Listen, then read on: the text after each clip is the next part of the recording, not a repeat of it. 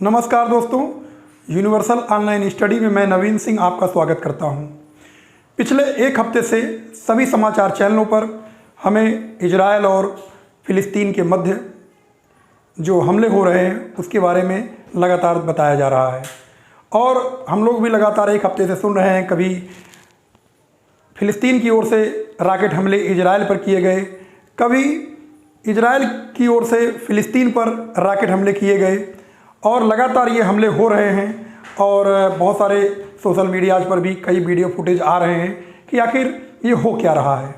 तो आज हम आप लोगों को इजराइल और फ़िलिस्तीन का जो ये विवाद आज चल रहा है इसके विषय में बहुत ही सरल और बहुत ही आसान भाषा में समझाने का प्रयास करेंगे, क्योंकि इन इजराइल और फ़िलिस्तीन का विवाद जो है ये बहुत पुराना और बहुत क्रिटिकल है। इसको जब तक हम आसान भाषा में इसे समझने का प्रयास नहीं करेंगे तब तक ये पूरा विवाद समझ में नहीं आ पाता। केवल हम लोग इतना सुनते हैं कि फ़िलिस्तीन ने इजराइल के ऊपर रॉकेट दागा, जवाबी कार्रवाई में इजराइल ने फ़िलिस्तीन के ऊपर दागा। आखिर इजराइल और फ़िलिस्तीन है क्या? इसकी कहानी को समझने के लिए थोड़ा सा हमको इजराइल और फ़िलिस्तीन के जो पिछला जो इतिहास है उसमें हम लोगों को जाना पड़ेगा। और बहुत ही रोचक इतिहास है। अगर आप लोग हमारे साथ बने रहे और थोड़ा सा अगर ध्यान दिए तो मैं बहुत ही आसान तरीके से आज पूरा इजराइल और फ़िलिस्तीन विवाद आपको समझा दूंगा। ये वीडियो अगर आप देखते हैं तो यकीन मानिए कि जो भी ये 30 से 35 मिनट की क्लास होगी उसमें सभी तथ्य जो भी आपके मन में भ्रामक स्थिति है वो एकदम क्लियर हो जाएगा और आप समझ सकेंगे कि इजराइल और फ़िलिस्तीन विवाद क्या है। आइए हम आपको जो हमारे पीछे आप बोर्ड देख रहे होंगे इस पर हमने 3 मैप आपको बना के बताने का प्रयास किया। देखिए, ये मैप नंबर 1 है, ये मैप नंबर 2 है और ये मैप नंबर 3 है। मैप नंबर 3 थोड़ा सा इसका आकार यहाँ तक है, इसको मैं डिटेल आपसे बताऊंगा। दोस्तों, जो आज इजराइल नाम है, जो आज इजराइल देश है, जब आप इसे ग्लोब पर मैप में आप इसे देखेंगे तो ये मैप पे मिडिल ईस्ट यानी कि मध्य पूर्व में ये मैप पे है। और मैप में ठीक प्रकार से इजराइल इतना छोटा एरिया है, कहते हैं कि हमारे राजस्थान में 3 इजराइल देश आ जाए, हमारे उत्तर प्रदेश में लगभग 2.5 इजराइल देश आ जाएगा। तो ये बहुत छोटा देश है, इसका क्षेत्रफल बहुत छोटा है और हमें ग्लोब पर मैप में ठीक प्रकार से इजराइल का चित्र नहीं देखने को मिलता है। जब इसे हम बहुत मैग्नीफाई करके देखते हैं तो हमें इजराइल देखने को मिलता है। लेकिन विवाद इनका इतना लंबा है और इतना चर्चित विवाद है और दुनिया भर के सारे देश इनके विवाद में इंटरेस्ट रखते हैं, जिस कारण से ये पूरी दुनिया में ये बहुत चर्चित विवाद है।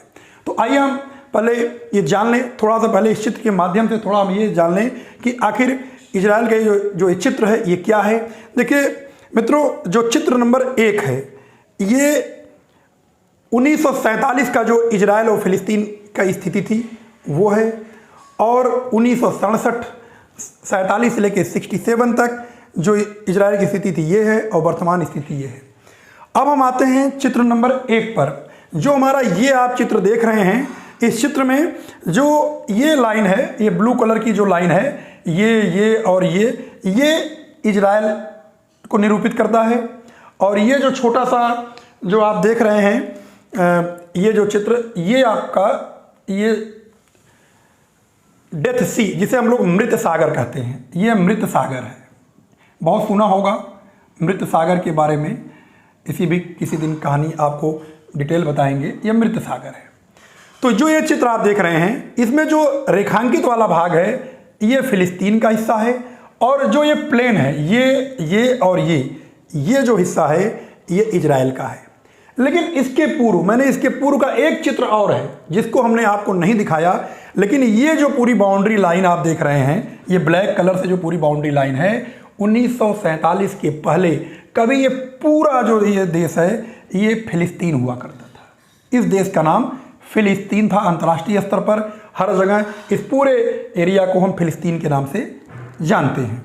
और ये फ़िलिस्तीन किस कारण से, कैसे धीरे धीरे इसमें एक नया देश इजराइल का आगमन हुआ, फ़िलिस्तीन इस एरिया में आ गया। उसके बाद आप दूसरे चित्र में देखते होंगे फ़िलिस्तीन थोड़ा और सिकुड़ गया, वर्तमान में बहुत कम है। तो आइए पहले हम इस मैप पर पूरे फ़िलिस्तीन के विषय में हम चर्चा कर लेते हैं। देखिए फ़िलिस्तीन और इजराइल है क्या। इसी देखिए आप मैप में देख रहे होंगे, इसमें एक छोटा सा चित्र है यरूशलेम, जो आकार में बहुत छोटा है। आप देख सकते हैं लखनऊ के जैसा एक छोटा सा शहर है, वो यरूशलेम है। लेकिन यरूशलेम का इतिहास बहुत पुराना है। तो थोड़ा सा हम लोग चर्चा कर लेते हैं। इजराइल और फ़िलिस्तीन का जो ये भूमि है, इस भूमि का इतिहास समझ लेंगे तो पूरा क्लियर हो जाएगा। इतिहास क्या है? जो हमारे ये इजराइल की भूमि है, इसे पूरे दुनिया में इसे होली लैंड या पवित्र धरती के नाम से जाना जाता है। और सभी ये जो इजराइल देश है, यहाँ पे जो यरूशलेम है, यरूशलेम 3 प्रमुख धर्मों का केंद्र है। इसमें यहूदियों का केंद्र है, इसमें ईसाइयों का केंद्र है, और ये मुस्लिम का भी एक प्रमुख केंद्र है। तो क्या है? तो पहले हम लोग जान लेते हैं कि ये यहूदी कौन से लोग हैं, यहूदी कौन है। देखिए, जो यहूदी, क्रिश्चियन और इस्लाम, इन तीनों धर्मों में ये बहुत ही प्राचीन धर्म है। यानी कि क्रिश्चियन, मुस्लिम से ज़्यादा पुराना यहूदी धर्म है। कहा जाता है कि यरूशलेम में लगभग 3000 ईसा पूर्व में यहूदियों का अधिकार रहा। लेकिन बाद में धीरे धीरे इसमें रोम राजाओं का आक्रमण हुआ और नष्ट कर दिया गया। फिर बाद में रोम के आक्रमण के बाद उसमें मुस्लिम आक्रमण हुआ और काफ़ी समय तक यरूशलेम पर मुस्लिम कब्जा रहा। लेकिन अब इसकी इतिहास हम ऐसे देखते हैं कि लेकिन जो ये पूरा वर्तमान में इजराइल फ़िलिस्तीन है, ये ऑटोमन अम्पायर के अधीन आता था, ऑटोमन साम्राज्य के अधीन आता था। ऑटोमन साम्राज्य मतलब 14वीं शताब्दी से लेकर के 19वीं शताब्दी तक ऑटोमन साम्राज्य था।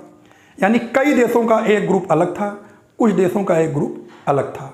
यानी कई देश मिलकर के एक ऑटोमन अम्पायर था, और उस ऑटोमन अम्पायर का एक हिस्सा इजराइल था, जो वर्तमान इजराइल है, जो कभी फ़िलिस्तीन हुआ करता था। लेकिन जब 14वीं शताब्दी से लेकर 19वीं शताब्दी तक ऑटोमन का हिस्सा रहा, लेकिन 1850 के आसपास पूरी दुनिया में राष्ट्रवाद का उदय होने लगा। राष्ट्र के प्रति सभी की चेतना जगने लगी, चाहे वो किसी धर्म का हो, अपने राष्ट्र के प्रति वो ज़्यादा चिंतित होने लगा। इसी राष्ट्र चिंतन में यहूदी, जिसे जूस भी हम लोग कहते हैं, यहूदियों के अंदर भी राष्ट्रवाद की बात आई। क्योंकि पूरी दुनिया में यहूदियों के लिए कोई एक देश नहीं था। जैसे हिंदुओं के लिए भारत है, नेपाल है, मुस्लिम के लिए लगभग 56 देश हैं, क्रिश्चियन के लिए यूरोप महाद्वीप में बहुत सारे देश हैं, लेकिन यहूदियों के लिए कोई अपना एक देश नहीं था। जब 1850 के आसपास राष्ट्रवाद जैसी बात उदय होने लगा, तो धीरे धीरे करके जो इजरायली यहूदियों का पुराना जो शहर था यरूशलेम, यानी ये शहर जो आप देख रहे हैं यरूशलेम, इस शहर की ओर लगभग 19वीं शताब्दी में यहूदी लोग आने लगे और इस क्षेत्र में घर बना करके अपना रहने लगे। अब बात आती है कि जब ऑटोमन साम्राज्य का समापन हुआ 19वीं शताब्दी में, तो इजराइल जब, यानी वर्तमान इजराइल जब ऑटोमन साम्राज्य से अलग हुआ, और धीरे धीरे स्थिति ऐसी बनी कि 20वीं शताब्दी के प्रारंभ में प्रथम विश्व युद्ध होने लगा। प्रथम विश्व युद्ध के समय, जिसे आप जानते हैं कि 1914 प्रथम विश्व युद्ध जब हुआ, यानी कि 1914 में जब प्रथम विश्व युद्ध प्रारंभ हुआ, और उस विश्व युद्ध के समय बहुत सारी दिक्कतें आई, और जब प्रथम विश्व युद्ध 1918 में समाप्त हुआ, तो फ़िलिस्तीन पर या वर्तमान इजराइल पर इंग्लैंड का अधिकार हो गया। प्रथम विश्व युद्ध के पूर्व, यानी जब प्रथम विश्व युद्ध चल रहा था, उसी समय इंग्लैंड, आप जानते हैं इंग्लैंड ने दुनिया के अधिकांश देशों पर अपना अधिकार किया और बहुत कूटनीतिक थे। भारत में भी उनका अधिकार रहा और उनकी कूटनीति के बारे में आपने सुना होगा। उसी तरह से प्रथम विश्व युद्ध के दौरान इंग्लैंड का फ़िलिस्तीन पर अधिकार हो गया, और इंग्लैंड ने कहा कि जब ये प्रथम विश्व युद्ध समाप्त होगा तो हम इस पर कुछ चर्चा करेंगे। और लेकिन जब ऑटोमन साम्राज्य विकसित हुआ तो कुछ हिस्सों पर फ्रांस का अधिकार हो गया, ऑटोमन साम्राज्य कुछ हिस्सों पर रूस का अधिकार हो गया, और कुछ हिस्सों पर इंग्लैंड का अधिकार हो गया। तो वर्तमान जो इजराइल है, इस पे अधिकार इंग्लैंड का हो गया। और प्रथम विश्व युद्ध के बाद इंग्लैंड वर्तमान इजराइल पर अपना शासन यानी अधिकार कर लिया, उनके अधिकार में हो गया, और ये मामला चलता रहा। लेकिन जब इंग्लैंड ने इस पूरे हिस्से पर, यानी कि जब 1914 में 1918 के आसपास जब इंग्लैंड ने इस पर अधिकार कर लिया तो दुनिया भर के धीरे धीरे यहूदी धर्म के लोग जो विश्व के किसी भी कोने में हों वो आकर के धीरे धीरे इस पूरे इजराइल में बसने लगे। इसका विरोध भी हुआ। इसका विरोध जब तीव्र गति से हुआ तो 1917 में एक बेलफोर्ड समझौता हुआ था, बेलफोर्ड के नेतृत्व में, जिसे बेलफोर्ड डिक्लेरेशन कहते हैं। 1917 में एक समझौता हुआ। इसी समझौते के आधार पर धीरे धीरे यहूदी इजराइल की भूमि पर, यानी वर्तमान जो इजराइल है, जो कभी फिलिस्तीन हुआ करता था, इस भूमि पर आने लगे।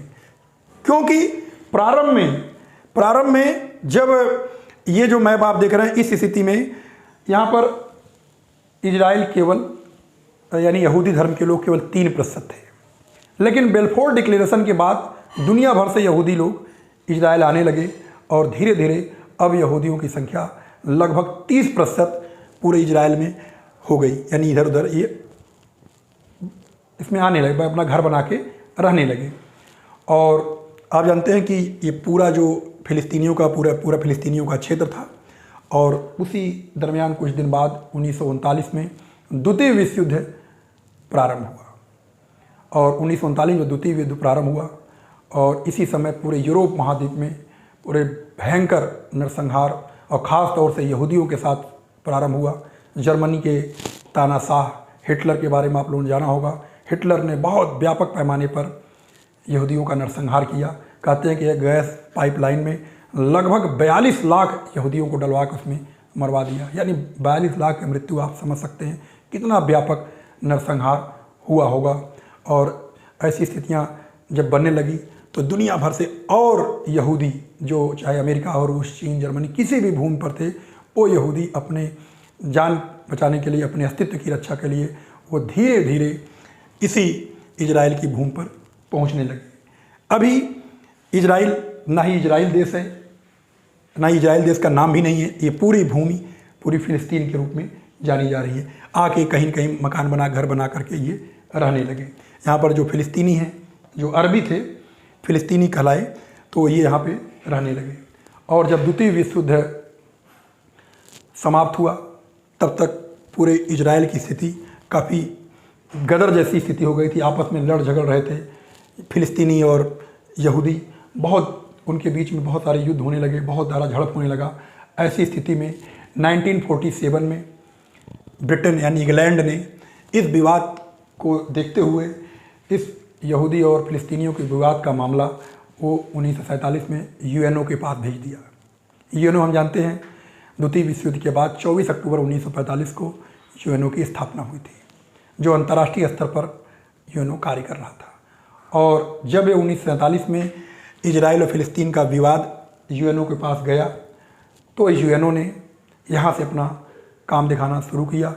और यूएनओ ने वर्तमान स्थिति को देखते हुए इजराइल और फिलिस्तीन के जो वर्तमान विवाद को देखते हुए पूरे फिलिस्तीन भूमि को इन्होंने 3 हिस्सों में बांट दिया। उनके क्षेत्र, उनकी आबादी, उनके रहने के आधार पर, जो पहले से रह रहे थे, इस आधार पर इस पूरे क्षेत्र को 3 हिस्सों में बांट दिया गया। और ये जो बंटवारा हुआ ये 1947 के आसपास, ये हम कह सकते हैं, जो आप 1947 कह रहे हैं, ये स्थिति हो गई 1948 की। यानी कह सकते हैं कि 10 मई 1948 को यूएनओ ने, किसने? यूएनओ ने इस पूरे फिलिस्तीन भूमि का जो विवाद था, उस विवाद को निपटाने के लिए इस पूरी भूमि को 3 हिस्सों में बांट दिया। 3 हिस्सों में बांटने की बात आती है।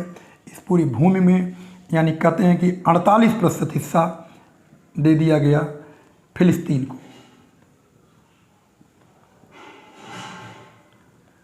और फिलिस्तीन को हम लोग पैलेस्टाइन भी बोलते हैं।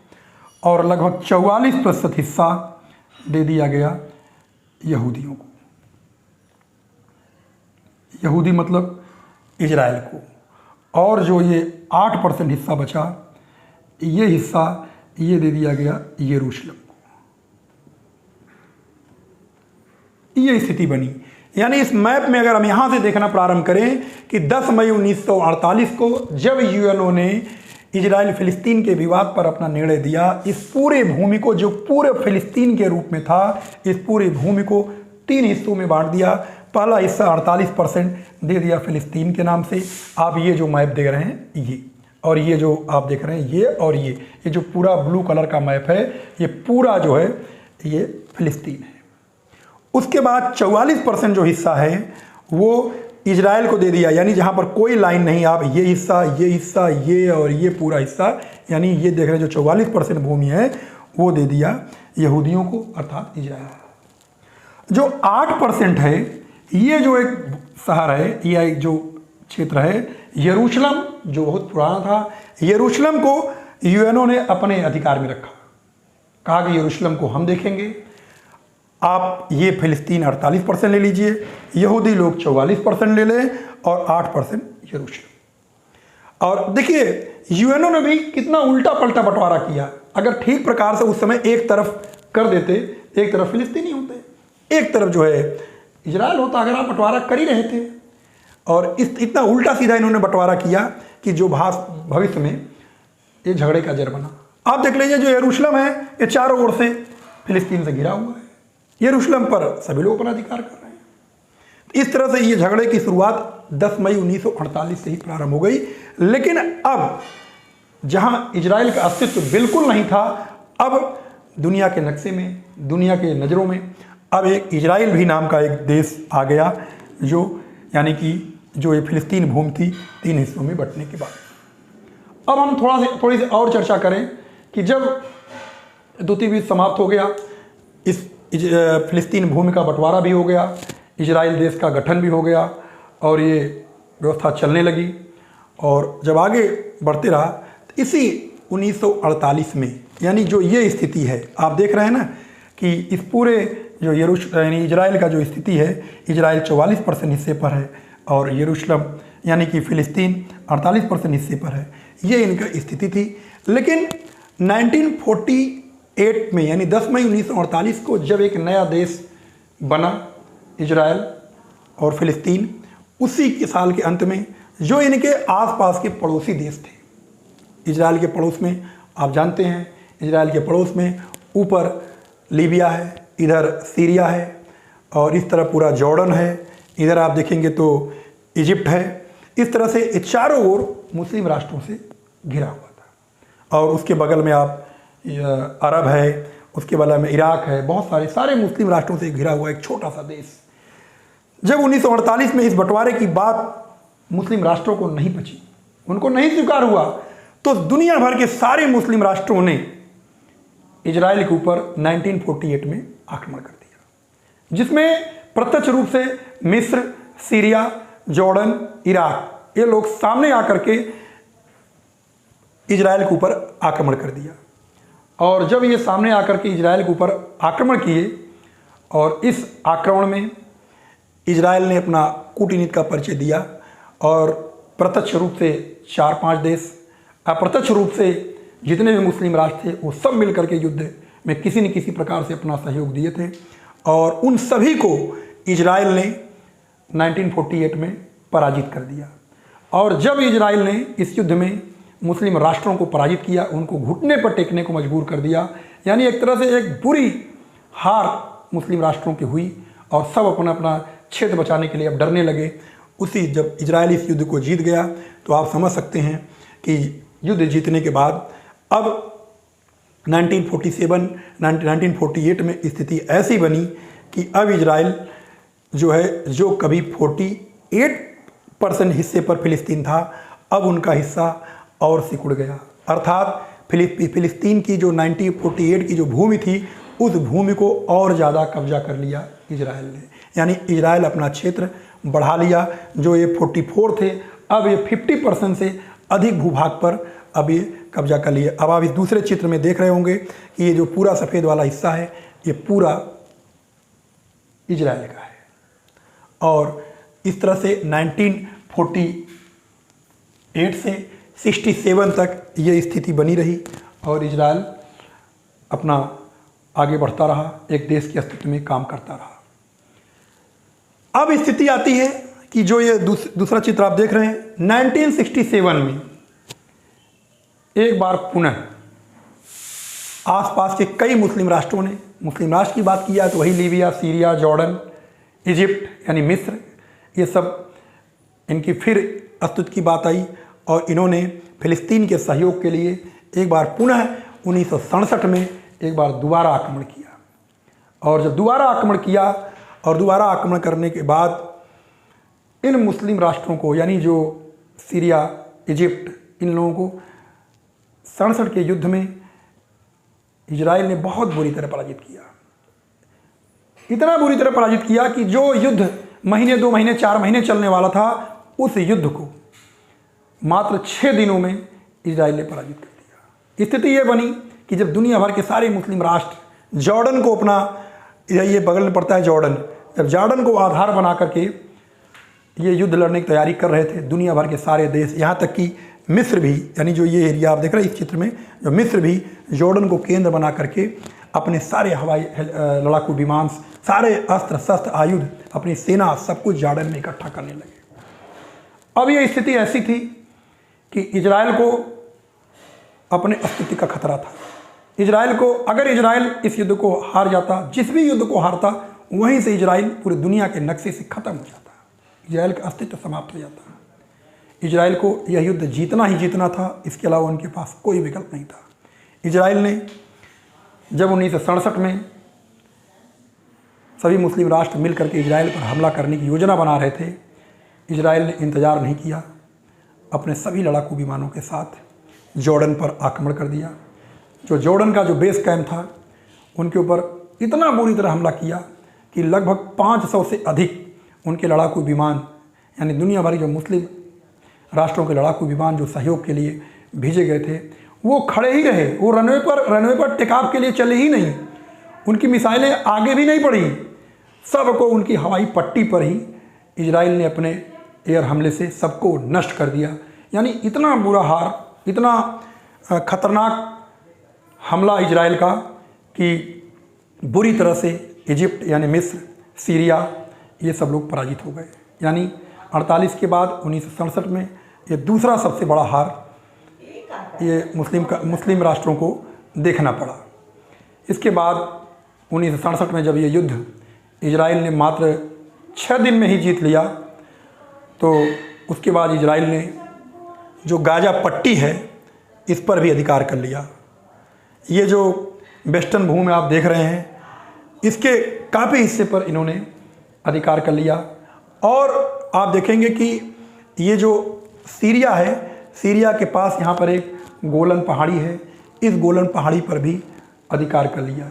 यानी इस 6 डे वार में इजराइल ने बहुत कुछ जीत लिया। एक तो अपना क्षेत्र यानी कि बढ़ा लिया। अब देखते हैं कि 1967 तक इजराइल का ये मैप था और आज ये स्थिति आ गई है। यानी जब 67 का युद्ध हुआ तो इजराइल यहाँ पे सिमट के आ गया। और इजराइल की स्थिति है कि अब जो ये पूरा एरिया था, यहाँ पर भी इजराइल कब्जे हो गया। अब आप वर्तमान में फिलिस्तीन देख रहे हैं, इनका कोई एक बाउंड्री लाइन नहीं है। देखिए बीच में जो सफ़ेद ये पूरा इजराइल है, यानी इनका एक देश बचा ही नहीं।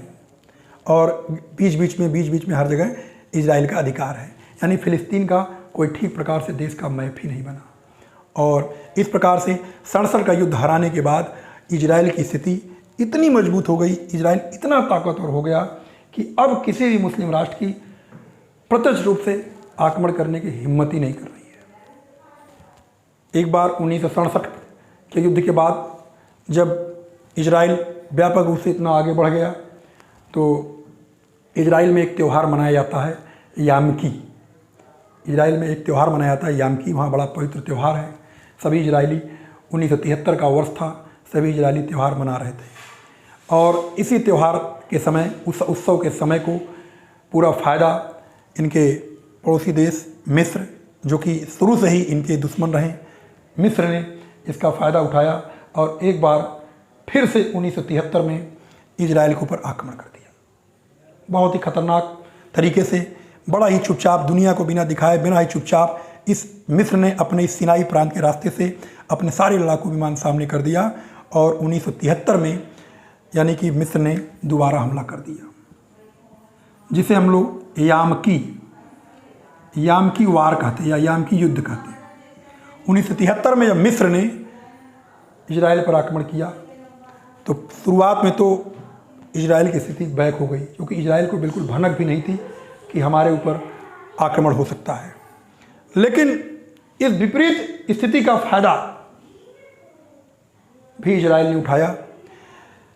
इधर देख रहे हैं आप, मिस्र इस रास्ते से इजराइल पर आक्रमण करने की योजना बनाया, लेकिन इजराइल को लगा कि हमारा भारी नुकसान हो सकता है हमारा अस्तित्व ही न मिट जाए। इजराइल ने एकदम बैक से आकर के और मिस्र के बिल्कुल बीच में हवाई हमले शुरू कर दिया। मिस्र यहाँ बॉर्डर पर इजराइल के सीमावर्ती क्षेत्रों पर आक्रमण कर रहा है, इधर इजराइल अपने लड़ाकू विमानों के साथ हवाई हमले पूरे मिस्र के बीच में कर दिया, जिससे मिस्र एकदम घबरा गया और घबरा करके डर के मारे वो बिल्कुल अपने को पीछे कर लिया। और एक प्रकार से 1973 में याम की पूरी युद्ध में भी इजराइल की विजय हुई और मिस्र यानी इजिप्ट पूरी तरह से यहाँ पर इनकी हार हो गई। अब हार के बाद अब इजराइल को क्या मिला? 1973 में हार के बाद ये मामला चलता रहा और 1978 में जब 73 का युद्ध हुआ, याम की पूरम युद्ध, जब इजराइल ने जीत लिया तो इजराइल ने इनके इस क्षेत्र को जीत लिया। ये जो सिनाई प्रांत है मिस्र का प्रांत है। आप देखेंगे मैप पर, ये है स्वेज नहर का जो उस तरफ का एरिया है, इसे सिनाई प्रांत कहते हैं। ये मिस्र में ही पड़ता है। लेकिन 1973 में जब याम की वार हुआ, उस वार में इजराइल ने इनके सिनाई प्रांत पर भी अधिकार कर लिया और बहुत अफरा तफरी की स्थिति हो गई। लेकिन इसके कुछ वर्षों बाद 1978 में एक समझौता मिस्र और इजराइल के मध्य हुआ और इस समझौते में इजराइल ने अपना सिनाई प्रांत वापस मिस्र को दे दिया और बदले में मिस्र ने इजराइल को एक देश के रूप में मानने की संज्ञा दी। अभी तक इजराइल को कोई देश ही नहीं मानता, कोई मुस्लिम राष्ट्र इजराइल को देश की मान्यता ही नहीं दे रहा था। यानी एक बड़ी विजय कह सकते हैं अंतर्राष्ट्रीय स्तर पर। अब मिस्र जो कि एक मुस्लिम कंट्री है, उसने भी अब इजराइल को एक देश की मान्यता दे दी और इजराइल ने ये सिनाई प्रांत जो इनसे जीता था, वो सिनाई प्रांत इनको वापस कर दिया। अर्थात अब इजराइल के अस्तित्व को इजराइल के अस्तित्व को भी मिस्र मानने लगा। अब 1973 में जब ये वार हुआ और उसके बाद 1973 के बाद आप देख रहे हैं कि अब इजराइल की वर्तमान स्थिति ये है। आज जो वर्तमान इजराइल है ये है और इजराइल के ठीक ऊपर एक छोटा सा देश लेबनान है, बगल में एक छोटा सा देश सीरिया है, जहाँ के बारे में सुना होगा, एक आतंकवादी संगठन IS जो पूरी दुनिया में बहुत तबाही मचाया और अभी पिछली साल ही अमेरिका ने IS प्रमुख का सफाया किया, चर्चा बाद में उसकी होगी। और इधर बगल में जॉर्डन है, इधर मिस्र है। तो ये वर्तमान में इजराइल की स्थिति है और वर्तमान में ये फ़िलिस्तीन की स्थिति। फ़िलिस्तीन बहुत छोटा सा एकदम सिकुड़ा हुआ ये फ़िलिस्तीन है और ये जो आप बहुत सुनते होंगे ये गाजा पट्टी है। गाजा पट्टी देखिए, एक पट्टी नुमा, एक स्ट्रिप नुमा है, इसीलिए इसको गाजा पट्टी। यानी फ़िलिस्तीन यहाँ भी है और फ़िलिस्तीन यहाँ भी है। यहाँ की स्थिति देख रहे हैं, बीच में इजराइल, यहाँ फ़िलिस्तीन, फिर इजराइल, फिर फ़िलिस्तीन। यानी एक तरह से 5-10 घर फ़िलिस्तीनी हैं, फिर बगल में इजराइल की भूमि है। फिर इस तरह से मतलब एक देश का रूप ही नहीं मिला और इसी तरह से धीरे धीरे इनके पूरे अधिकांश हिस्सों को ये अधिकार में कर लिया। और एक बात और बता दें कि 1982 में 73 के बाद 1982 ने एक बार लेबनान ने भी इजराइल के ऊपर आक्रमण किया, लेकिन 1982 में इजराइल ने लेबनान को बहुत बुरी तरह पराजित किया। इतना बुरी तरह पराजित किया कि उस युद्ध में इजराइल ने लेबनान का कुछ भी नहीं देखा, कोई भी आम नागरिक जहाँ रहते थे उस क्षेत्र को भी नहीं देखा और इतने हवाई हमले किए कि पूरी तरह से लेबनान के कई शहरों को एकदम इजराइल ने एकदम ध्वस्त कर दिया। और उससे इजराइल की 1982 में यानी लेबनान वार के बाद भी इनकी एक तरह से विजय हुई और जब इनकी विजय हुई, इनका अस्तित्व पूरे दुनिया में और बढ़ता ही गया और अब वर्तमान में इजराइल की स्थिति है। अब हम थोड़ा सा आप लोगों को बताना चाहते हैं इजराइल के बारे में। जब इजराइल एक देश बन गया तो इजराइल और ये फ़िलिस्तीन बन गया। फ़िलिस्तीन का जो नेतृत्व PLO नामक एक यानी कि पैलेस्टाइन लिबरेशन ऑर्गेनाइजेशन यानी कि एक PLO नामक एक संस्था है जो इन दो यानी फ़िलिस्तीन के इन क्षेत्रों पर नियंत्रण यानी शासन करता है। लेकिन ये जो वर्तमान में इजराइल है, इनके पूरी यानी चारों ओर इजराइल का वर्तमान में शासन है, इनकी आर्मी है, यानी फ़िलिस्तीन में कोई सेना नहीं, फ़िलिस्तीन के पास अपनी कोई सेना नहीं, कोई आर्मी नहीं, कोई व्यवस्था नहीं। इस पूरे भूमि की देख रेख की जिम्मेदारी यानी इजराइल की ही है। और ये जो गाजा पट्टी है ये अलग है, और यहाँ के बारे में आपको थोड़ी कहानी बताते हैं। जब PLO यहाँ का नेतृत्व करने लगा, आप लोगों ने सुना होगा एक बहुत ही फेमस नेता यानी यासिर अराफात के बारे में आपने जाना होगा। यासिर अराफात इसी फ़िलिस्तीन का नेतृत्व कर रहे थे और फ़िलिस्तीन को एक राष्ट्र के रूप में अपनी मांग लगातार करते आए। अब आते हैं कि वर्तमान विवाद क्या है। अगर हम आज की विवाद देख लें तो हम इस मैप पे आते हैं। इस मैप के आधार पर जो आप डेली सुन रहे हैं कि रोज़ फ़िलिस्तीन की ओर से आक्रमण हो रहा है और इजराइल की ओर से हो रहा है। वर्तमान स्थिति क्या है आप देख लीजिए। ये है गाजा पट्टी, ये पूरा है ये गाजा पट्टी। गाजा पट्टी का जो एरिया है ये लगभग 6 किलोमीटर चौड़ा है, कहीं कहीं ये 10 किलोमीटर चौड़ा है, और ये पूरा लंबाई जो इसकी है वो 40 km है। यानी कह सकते हैं हम लोग कि लगभग 10 गुणे 40 किलोमीटर का एक क्षेत्र है ये गाजा पट्टी है, जो कि फ़िलिस्तीन के अधिकार में है। और इसके चारों ओर यानी ये पूरा इजराइल की पूरी बाउंड्री है। एक तरफ आप देख सकते हैं ये मिस्र का एरिया है, इधर भूमध्य सागर है, यानी दो क्या तीन तरफ से मानिए, क्योंकि भूमध्य सागर में यहाँ पर भी इजरायली नौसैनिकों का ही पहरा है। इधर भी पूरा इजराइल है, इस पूरी इजराइल है, ये पूरा इजराइल, यहाँ थोड़ा मिस्र है। और मिस्र चूँकि गाजा पट्टी से अपनी सीमा लगाता है तो चोरी छुपे ये गाजा पट्टी का सहयोग करता है। अब जो वर्तमान है, अब ये स्थिति है, ये यरूशलेम है। यरूशलेम एक छोटा सा शहर जो बहुत प्राचीन शहर है।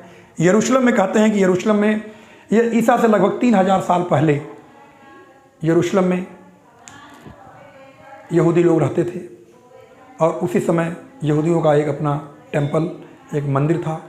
बाद में जब इस पर रोमन आक्रमण हुआ, उनके मंदिर को तोड़ दिया गया। उस मंदिर की वर्तमान में केवल एक दीवार बची है, जिसे टेंपल वॉल के नाम से जाना जाता है। इसी यरूशलेम में यहूदियों का शहर है, और इसी यरूशलेम के पास एक बेथलम एक शहर है, जहाँ पे माना जाता है, क्रिश्चियन की मान्यता है कि यहाँ पर उनके प्रसिद्ध जो गॉड हैं या उनके जो गॉड हैं यानी ईसा मसीह का जन्म भी यहीं यानी यरूशलेम में हुआ था। तो उनके ही नज़रिए से यरूशलेम बहुत पवित्र भूमि हो गई। और जब इस्लाम धर्म का उदय हुआ, 7वीं शताब्दी में जब इस्लाम धर्म का उदय हुआ, पैगम्बर मोहम्मद साहब के द्वारा इस्लाम धर्म का उदय हुआ, तो कहा जाता है कि पैगम्बर मोहम्मद साहब इसी यरूशलेम से ही ये स्वर्ग की ओर यानी अपने घोड़े से उड़ते हुए ये स्वर्ग की ओर प्रस्थान किए थे। और उसके बाद यरूशलेम में जब आगे चल करके ईसाइयों के बाद मुस्लिम आक्रमणकारियों ने अपना कब्जा किया, यानी मुस्लिमों का शासन रहा, तो इस यरूशलेम में एक प्रसिद्ध एक मस्जिद वहीं बनाया गया जिसका नाम है अल-अक्सा मस्जिद। अर्थात 3 धर्मों का प्रमुख केंद्र, छोटा सा जो शहर है ये 3 प्रमुख धर्मों का केंद्र है। यहाँ पर इजरायलियों का भी अपनी मान्यता है, टेंपल वॉल है, और क्रिश्चियन का भी मानता है, उनके धर्म, उनके गॉड ईसा मसीह का जन्म स्थल। और मुस्लिमों का पवित्र यानी मुस्लिमों को अगर देखा जाए तो तीसरा सबसे पवित्र स्थल यानी मक्का सबसे पहला पवित्र स्थल, उसके बाद मदीना जो कि अरब में पड़ता है, उसके बाद तीसरा जो पवित्र स्थल है वो है अल-अक्सा मस्जिद। अल-अक्सा मस्जिद भी इसी यरूशलेम में है। और तीनों धर्म के यानी तीनों धर्म के लोग इस यरूशलेम पर अपना अधिकार जताते हैं। लेकिन वर्तमान में इस आधे यरूशलेम पर अगर देखें तो इस आधे यरूशलेम पर इजराइल का पूरा अधिकार कब्जा है और आधे पर फिलिस्तीनियों का कब्जा है। इसी यरूशलेम में एक 35 एकड़ की एक भूमि, एक पट्टी है, एक टापू पर एक पट्टी है। उसी 35 एकड़ भूमि में टेंपल वॉल भी है, उसी में क्रिश्चियन का भी अपना केंद्र है, और उसी में अल-अक्सा मस्जिद है। और इसी को लेकर के अभी पिछले वर्ष अमेरिका ने भी, यानी जब राष्ट्रपति डोनाल्ड ट्रंप थे तो उन्होंने इजराइल की बहुत दिन से अपनी मांग थी कि यरूशलेम हमारी राजधानी हो। वो अपनी राजधानी इजराइल यरूशलेम को ही मानता था, और वैसे आर्थिक राजधानी उनकी तेल अबीब थी। बड़ा इनका फेमस शहर तेल अबीब है, जो आज भी बहुत फेमस है। लेकिन इजराइल अपनी राजधानी यरूशलेम मानता था। और विश्व स्तर पर पिछली वर्ष 2020 में राष्ट्रपति डोनाल्ड ट्रंप ने इजराइल की राजधानी यरूशलेम को अपनी ओर से मान्यता दी। बाकी इसके बाद मुस्लिम राष्ट्रों में बड़ी खलबली मच गई कि ऐसा क्यों किया, लेकिन यरूशलेम को मान्यता दी। अभी हाल ही में क्या हुआ कि जो तत्कालिक विवाद का कारण है, विवाद ये रहा कि इस यरूशलेम जो पुराना शहर है, यहाँ पर जब 20वीं शताब्दी के प्रारंभ में अर्थात 1919-20 के आसपास जब अरबी लोग यहाँ से छोड़ करके वापस अपने देश अरब जाने लगे, तो उन्होंने अपनी भूमि को बड़े ही महंगे दाम में इन्होंने अपनी जो भूमि है यरूशलेम के शहर के आसपास की वो इजरायलियों को बेच दिया। लेकिन इजरायली वो ज़मीन को ले लिए, लेकिन उस ज़मीन पर कब्जा नहीं कर पाए थे। उस ज़मीन पर कब्जा फ़िलिस्तीनियों का हो गया था। लेकिन वर्तमान में इजराइल की सुप्रीम कोर्ट ने उन फ़िलिस्तीनी लोगों के विरुद्ध में एक अपना आदेश दिया कि 100 साल पहले ये ज़मीन इजरायलियों की थी, लिहाजा ये ज़मीन पर जो मकान वगैरह बने हैं इसे फ़िलिस्तीनी खाली कर दिए। तत्कालिक कारण यही था कि यहाँ से यानी यरूशलेम शहर में जो मकान बने हैं फ़िलिस्तीनियों के, उसे खाली कर दें, और ऐसा आदेश दिया। उसी के बाद से ये समस्या उत्पन्न होने लगी। फिर फ़िलिस्तीनियों ने अल-अक़सा मस्जिद में इकट्ठे हुए, अपना ये रोज़े के जो ये अपना नमाज अदा कर रहे थे, और उसी दौरान फिर इजरायली सैनिकों ने इनके ऊपर इनके मस्जिद को घेर लिया, वहाँ से सभी लोगों को बाहर कर दिया, और उसके बाद पूरे अल-अक़सा मस्जिद को अपने अधिकार में ले लिया। ये वर्तमान विवाद है। लेकिन इन्हीं के सपोर्ट के लिए हुआ क्या, कहानी यहाँ शुरू होती है। इसी यरूशलेम में फ़िलिस्तीनियों यानी फ़िलिस्तीनी जो यरूशलेम या जो इजराइल में जो फ़िलिस्तीनी हैं, उनके पास कोई बंदूक तो है नहीं, उनके पास वही कंकड़ ईंट अद्धा यही वार करते हैं, क्योंकि इस पूरे क्षेत्र पर प्रत्यक्ष रूप से इजराइल का ही शासन है, इन्हीं की सेना है, उन्हीं की व्यवस्था है। तो यहाँ पर ये लोग इकट्ठे होकर के ये लोग ईंट पत्थर से ही वार करते हैं, और इनके पास कोई विकल्प है नहीं। लेकिन जो ये एरिया आप गाजा पट्टी देखते हैं, यहाँ जो फ़िलिस्तीनी रहते हैं, इनके पास विश्व के कई अन्य देशों के सहयोग से इनके पास वर्तमान में कई रॉकेट वगैरह हैं, और बहुत सारा लगभग यहाँ की आबादी 15 से 17 लाख की आबादी, बहुत घना शहर ये गाजा पट्टी है, बहुत घना शहर है। और जब यहाँ फ़िलिस्तीनियों से जब यहाँ विवाद शुरू हुआ, तो गाजा में एक आतंकवादी संगठन है हमास। जब PLO का गठन हुआ, उसके बाद एक आतंकवादी संगठन 2007 से लगभग ये हमास गाजा पर अधिकार कर लिया। दुनिया भर में हमास को आतंकवादी संगठन कहा जाता है, लेकिन फ़िलिस्तीनी कहते नहीं, ये हमारे यहाँ की व्यवस्था चला रहे हैं। तो जो हमास है, यहाँ की व्यवस्था यानी गाजा पट्टी की व्यवस्था को देख रहा है। हमास ने सबसे पहले ये जो पूरा ये पड़ोसी क्षेत्र हैं, इस पड़ोसी क्षेत्र पर इन्होंने रॉकेट हमले कर दिया। यहाँ पे कुछ शहर है, यहाँ भी शहर है इनके इजराइल के, इन पड़ोसी क्षेत्रों पर इन्होंने रॉकेट से हमले कर दिए। अब गाजा पट्टी के पास कोई ऐसी टेक्नोलॉजी है नहीं कि वो अपने रॉकेट में कोई निशाना लगा के किसी शहर पे किसी जगह पे हमला करे। तो वो ऐसे ही बिना किसी निशाने के इजराइल की ओर मुँह करके अपने रॉकेट का वो आगे ब्लास्ट करते हैं, वो चाहे जहाँ जाके गिर जाए। चूँकि इतनी टेक्निक नहीं है, तो ऐसा हमला किए, और इनके हमले में इजराइल के 6 नागरिक मारे गए। इन 6 नागरिकों में आपने सुना होगा, सोशल मीडिया पे देखा होगा, केरल की सौम्या संतोष जो नर्स के रूप में इजराइल में काम कर रही थी, उनके ऊपर रॉकेट गिरा और उनकी मृत्यु हो गई। तो 6 नागरिकों की जब मृत्यु हुई, तो इजराइल ने अपना जवाबी हमला गाजा पट्टी की ओर प्रारंभ कर दिया। यानी 10 मई से इजराइल ने गाजा पट्टी की ओर अपना हमला प्रारंभ कर दिया, और इजराइल को फिर से एक बहाना मिल गया, और बड़ा बहाना मिल गया। चूँकि ये गलती फ़िलिस्तीन की ओर से थी, तो इजराइल ने एयर हमला शुरू कर दिया, और हमला लगातार 10 मई से लगातार ये लगभग 1 सप्ताह हो गए हैं, हमले लगातार हो रहे हैं। अब गाजा पट्टी की इतनी हिम्मत नहीं आई, इतनी इनकी हैसियत नहीं है कि वो इजराइल को झेल लें। चूँकि इजराइल गाजा पट्टी के जो सामान्य नागरिक है, जो आम सिविलियन हैं, उनको बचाते हुए वो हमला कर रहे हैं, और हमला इनका इतना बुरा होता है, इतना ज़बरदस्त हमला करते हैं। इनका जो बिल्कुल पिन पॉइंट हमला करने की स्थिति है, यानी कहते हैं कि इस घर को हमको गिराना है, तो ठीक अपने लड़ाकू विमानों से उसी घर को तोड़ देते हैं। अभी आपने मीडिया में देखा होगा कि एक 14 मंजिला बिल्डिंग को कैसे उनके लड़ाकू विमान एक तरफ से पहले तोड़ते हैं, फिर दूसरी ओर से तोड़ते हैं, और फिर पूरी बिल्डिंग को ध्वस्त करते हैं, और इस प्रकार ध्वस्त करते हैं कि बिल्डिंग अगल बगल नहीं गिरती, अगल बगल के मकानों पर नहीं गिरती, वो वहीं पर जमी दोस्त हो जाती है। यानी इजराइल की टेक्नोलॉजी इतनी आगे है कि अभी भारत भी उनकी टेक्नोलॉजी आगे बिल्कुल पीछे है। यानी वो इतनी टेक्नोलॉजी है कि जिस भी घर को, जिस भी बिंदु को ये गाजा पट्टी में देखते हैं, यानी इनको जहाँ से उम्मीद होती है कि यहाँ से हमास हमला कर सकता है, वहीं पर ये पिन पॉइंट हमला करते हैं। और लगभग 250 से अब तक 300 फिलिस्तीनी मारे जा चुके हैं और लगभग 1500 से अधिक फिलिस्तीनी इस हमला में घायल हो चुके हैं।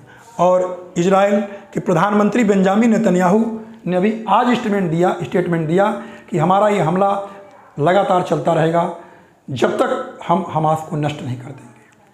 अब आज बात आती है इजराइल क्यों इतना ताकतवर है। आप जान लीजिए, इजराइल की जो बाउंड्री है, इनकी बाउंड्री पर कोई सेना या कोई सैनिक नहीं रहते। इनके बाउंड्री पर सब टेक्नोलॉजी है। इनकी बाउंड्री पर अगर कोई भी हरकत गाजा पट्टी करती है तो इनकी टेक्नोलॉजी हमला करती है, कोई सैनिक हमला नहीं करता। इजराइल अपने देश के नागरिकों के प्रति बहुत संवेदनशील है। एक भी नागरिक उनके यहाँ मरता है तो वो लोग बहुत संवेदनशील होते हैं, अब पूरा बदला उसका लेते हैं। अब इजराइल के पास एक बहुत बड़ा हथियार है जिसे आयरन डोम के नाम से जानते हैं। आयरन डोम को इजराइल ने बनाया है। संभवतः दुनिया में इजराइल एक ऐसा देश है जिसके पास एंटीसेप्ट मिसाइल है, आयरन डोम। आयरन डोम क्या करता है, जब गाजा पट्टी की ओर से हवाई हमले, यानी गाजा पट्टी के लोग 1-2 रॉकेट एक साथ नहीं दागते, क्योंकि वो जानते हैं कि अगर एक दो रॉकेट दागेंगे तो ये हमारे रॉकेट को नष्ट कर देंगे। तो लगातार यानी गाजा पट्टी 100, 150, 200 लाइन से ये सब हमले इजराइल पे करते हैं और ताकि उनका आयरन डोम पकड़ न पाए। लेकिन इनका आयरन डोम इनके द्वारा छोड़े गए रॉकेट को हवा में ही नष्ट कर देता है। लगभग 95% रॉकेट को हवा में ही नष्ट कर देता है। यानी इतना ताकतवर है कि कोई रॉकेट अगर उड़ता हुआ आ रहा है तो आयरन डोम उसको ये पहचान लेता है कि वो रॉकेट हमारे खाली स्थान पे हमला करेगा या हमारे किसी आबादी में हमला करेगा या वो रॉकेट कहाँ पे हमला करेगा। अगर लगता है कि वो रॉकेट ज़्यादा नुकसान पहुँचाएगा तो आयरन डोम उसको जज करके, यानी सेकंड के 10वें हिस्से में वो जज कर लेता है और उस रॉकेट को हवा में ही जा करके उसको नष्ट कर देता है। आयरन डोम क्या करता है, जब उसको लगता है कि हमारे देश में खतरा है तो वो आयरन डोम से जो रॉकेट यानी जो मिसाइल निकलती है वो विदेशी यानी कि शत्रुओं की ओर से आ रहे रॉकेट के बगल में जाकर के ब्लास्ट कर देता है, जिससे रॉकेट आसमान में ही नष्ट हो जाता है। तो ये आयरन डोम जो इनकी टेक्नोलॉजी है, जिसकी वजह से गाजा पट्टी द्वारा छोड़ा गया रॉकेट इजराइल को नुकसान नहीं पहुंचा पाता। लेकिन इजराइल अपने हवाई हमले से, वो रॉकेट हमला नहीं कर रहा है, वो अपना लड़ाकू विमान हवाई हमले जो इनकी भूमि पर यहाँ पर जा करके और जिस मकान में जहाँ उनको अंदेशा है कि यहाँ पर हमास की गतिविधियाँ हैं, यहाँ पे सुरंग है, यहाँ पर उनके आयुध रखे गए हैं, यहाँ पर इनके रॉकेट रखे गए हैं, जहाँ उनको लगता है वहाँ पर वो हमला करके नष्ट कर देते हैं। आप जानते होंगे इजराइल की जो गुप्तचर एजेंसी है वो मोसाद है। और मोसाद इतनी ताकतवर है कि इजराइल के यानी गाजा पट्टी के एक एक घर की जानकारी उनको है। उनके मैप में कौन सा घर कहाँ है और कौन सी गतिविधि चल रही है, वो पिन पॉइंट हमला करके गाजा पट्टी के एक एक घर को यानी हमास को पूरी तरह से नष्ट कर रहे हैं। तो मोसाद, आपने मोसाद के बारे में जब बात आई तो एक बात और बता दें, वही मोसाद है जब म्यूनिख ओलंपिक में इजराइल के 12 खिलाड़ियों को इसी हमास ने हमला करके मार दिया था, तो इजरायली प्रधानमंत्री एक एक खिलाड़ी के घर गए थे और उनके घर वालों को वचन दिए थे कि दुनिया में आपके परिवार के सदस्य को मारने वाले लोग जहाँ कहीं भी होंगे हम चुन चुन के हमला करेंगे। और लगभग 3 दशकों में म्यूनिख में करने वाले हमले में जो शामिल था वो दुनिया में मोसाद जा करके उनको वहाँ से चुन चुन के मारा। तो ऐसी ताकतवर एजेंसी कहा जाता है पूरे विश्व में सबसे ताकतवर गुप्तचर एजेंसी मोसाद है। इस प्रकार से ये वर्तमान में ये स्थिति है इजराइल की और गाजा पट्टी की। इस यानी कि जो ये फिलिस्तीन का एरिया, यहाँ से कोई हमला नहीं होता, गाजा पट्टी की ओर से हमला हो रहा है। और इजराइल के चारों ओर शत्रु ही देश हैं, लेबनान, सीरिया, जॉर्डन, अरब, मिस्र, इतने शत्रु हैं। फिर भी इजराइल दुनिया में एक ताकतवर देश के रूप में टेक्नोलॉजी विकसित करके पूरे देश में राज करता है। और आज इतना विकसित है कि दुनिया का कोई भी शत्रु देश उसके ऊपर बिल्कुल सोचता ही नहीं है। यानी अरब, जॉर्डन, ये लोग कभी सपने में नहीं सोच सकते कि हम इजराइल की तरफ देखें। खाली पीछे से हो हल्ला करते हैं। पाकिस्तान भी हो हल्ला कर रहा है, आप देख रहे होंगे कि हम साथ में हैं। तुर्की भी कर रहा है, इराक भी कर रहा है और ये मिस्र भी कर रहा है। लेकिन अरब वालों ने किनारा काट लिया। वो समझते हैं ना कि धो डालेगा, बहुत ताकतवर देश है, ये चुन चुन के मारेगा, ये छोड़ेगा नहीं, हमारे देश में घुस के मारेगा। इसलिए किसी भी देश की हिम्मत नहीं हुई कि यहाँ हमला करे। यहाँ तक कि अमेरिका ने कहा कि इजराइल शांति रखे, लेकिन इजराइल कहता नहीं, जब तक हमारे देश पर हमला करने वाले को मैं चुन चुन के मार नहीं लूँगा तब तक मैं शांत नहीं बैठूँगा। तो मित्रों, यही था इजराइल और फ़िलिस्तीन का विवाद। मुझे उम्मीद है कि आप लोगों को समझ में आया होगा। बहुत बहुत धन्यवाद।